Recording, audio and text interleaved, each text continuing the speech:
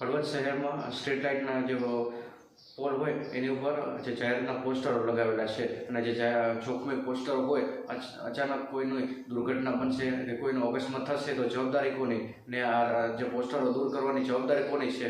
તો એ પાલિકા દ્વારા જે એજન્સીને જે કોન્ટ્રાક્ટ આપવામાં આવેલો હોય તો એજન્સી દ્વારા દૂર કરવામાં કેમ નથી આવતા, એ પણ એક સવાલ ઊભો થઈ રહ્યો છે. અને આવા જોખમી બિનારોથી જ્યારે ગુજરાતમાં અનેક જગ્યાએ જેવી દુર્ઘટનાઓ બનેલી છે અને છતાં પણ હળવદમાં જે તંત્રની આંખ કેમ નથી ઉઘડતી, એક પણ સવાલ ઊભો થઈ રહ્યા છે. અને જે હળવદ શહેરની શોભાને જે અભડાવે એવા બધા બેનરો, જે જોખમી બેનરો લોકોને જોખમરૂપ સાબિત પણ થશે એવું પણ લાગી રહ્યું છે. કારણ કે ઉનાળો છે, ગમે ત્યારે પવન આવે, વાવાઝોડું આવે અને ગમે ત્યારે બેનરો ફાટી જાય, લોકોને અકસ્માત પણ ઊભા કરી શકે છે. તો આવા જોખમી બેનરો જે લગાવેલા છે એને ઝડપથી તાત્કાલિક ધોરણે દૂર કરવામાં આવે તેવી હળવદ શહેરના લોકોની માંગ ઉઠવા પામી છે. નમસ્કાર.